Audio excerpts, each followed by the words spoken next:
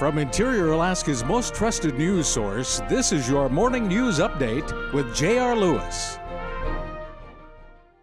Good morning and thanks for joining us. It's Tuesday, October 20th, 2015. I'm Mike Fussell sitting in for J.R. Lewis. In the news, Interior Alaska residents are expected to see a drop in their energy bills this winter now that the state has purchased Fairbanks Natural Gas.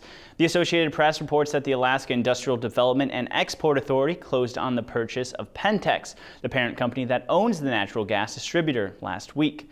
ADA spokesman Karsten Rodvik says a rate change is expected, and documents from when the board approved the sale estimate customers will see their bills drop about 13.3%.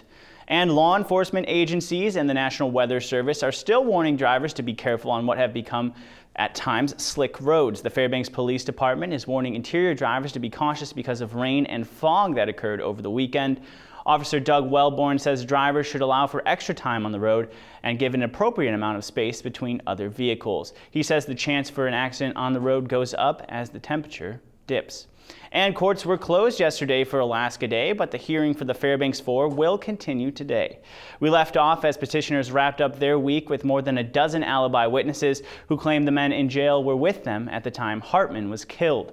Jason Wallace was also granted immunity last week for what prosecutor Adrian Bachman called important testimony. We'll have more tomorrow as the post-conviction relief hearing for the Fairbanks 4 continues. And a quick look at the Fairbanks weather. Today it'll be partly cloudy with temperatures at 38 degrees. Tonight the weather stays the same, but the temperatures drop, and tomorrow it'll be back up to 35 degrees.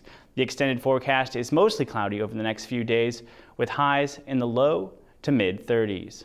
And that about does it for us, but we do want to remind you that the winter weather advisory for Fairbanks has been canceled. It's still going on in Delta till about 10 a.m., so drive safely if you're in Delta.